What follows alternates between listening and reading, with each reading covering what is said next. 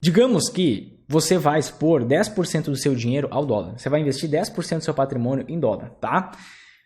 Mas você é investidor. Você é investidora. Então, poxa, eu sei que existe uma outra anteação. Uma anteação é chamada dólar, outra anteação é o ouro. Então, ao invés de eu investir 10% do meu patrimônio em dólar, que não é uma recomendação para você fazer isso, eu vou separar e vou dividir 5% em dólar e 5% em ouro. Por quê? O ouro é uma anteação apropriada para crises internacionais. A gente está vendo o mundo inteiro aumentando taxa de juros, a gente está vendo conflito bélico, a gente está vendo retirada de estímulos das economias mais desenvolvidas. E basicamente eu vou investir 5% de cada lado. Então vamos fazer uma regra de 3? Vamos voltar para a matemática básica? Vamos voltar aqui para a 7ª série?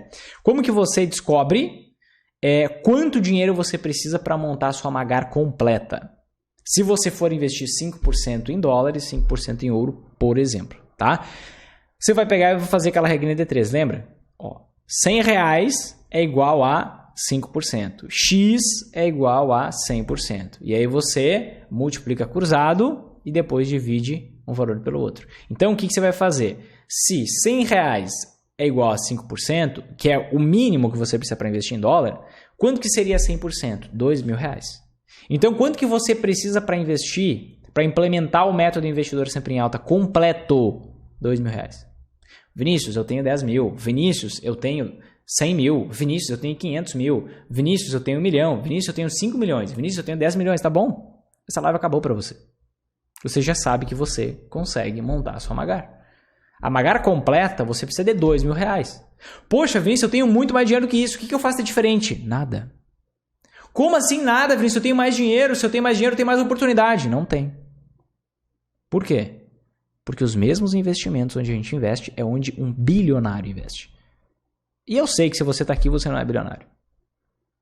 Então, se um bilionário investe dessa forma, por que você acha que você, com 500 mil, com 1 milhão, com 5 milhões, você vai ter que investir de uma forma diferente? É simples, gente.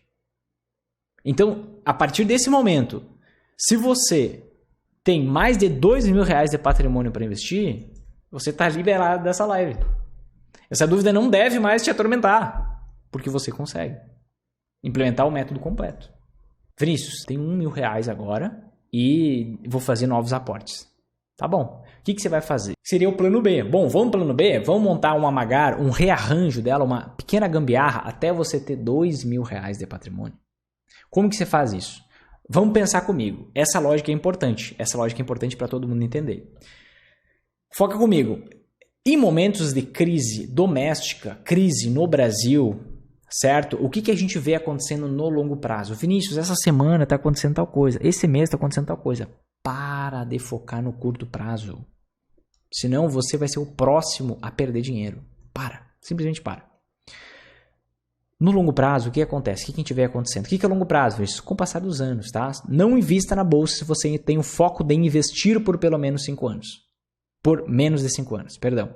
Você tem que ter o foco em investir por pelo menos 5 anos. Vinícius, eu vou demorar 5 anos para ter resultado? Não.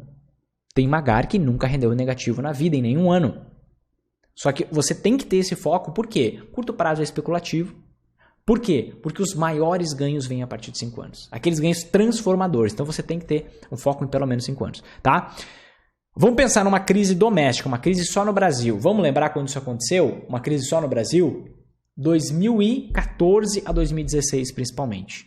Começou tudo lá em 2012, com uma queda forçada na nossa taxa Selic. A economia não aguentou e depois teve que subir a taxa Selic. O que aconteceu? O dólar saiu de 2 para R$4. Então, o dólar é um investimento que se valoriza nos momentos de crise doméstica. Agora, o que aconteceu com o ouro de 2012 a 2014? O ouro caiu. O ouro caiu. Por quê? Porque o ouro é uma anteação para crises internacionais. Se o Brasil estiver em crise e o resto do mundo não estiver, o ouro vai cair. Certo? Então, o ouro, ele não tem uma...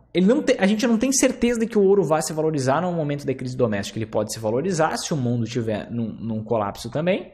Ele pode se manter inalterado se tiver meio que prestes a colapsar, mas não está colapsando. Ou ele pode cair se o mundo estiver bem e só tiver crise no Brasil. Então, Em momentos de crise domésticas, o dólar é aquela antiação que se valoriza. Em momentos de crise internacionais, o que a gente vê acontecendo? Ambos se valorizam. O dólar sobe e o ouro também sobe. Pega todas as crises internacionais que a gente passou. Pega lá 2000 a 2003, o dólar dobrou. Pega lá, por exemplo, 2008, no ápice ali da estouro da bolha imobiliária americana, o dólar disparou. Pega de 2010 eu te falei 2012, né? Mas se quiser pegar um pouquinho mais para trás, 2010 a 2016, o dólar dobrou. Pega o que aconteceu a partir de 2020, o dólar subiu 50%. Então, o que você pode ver aqui? O dólar se valoriza. Só que tem um investimento que se valoriza muito mais. O ouro. O ouro se valorizou muito mais do que o dólar nesses períodos de crise internacional.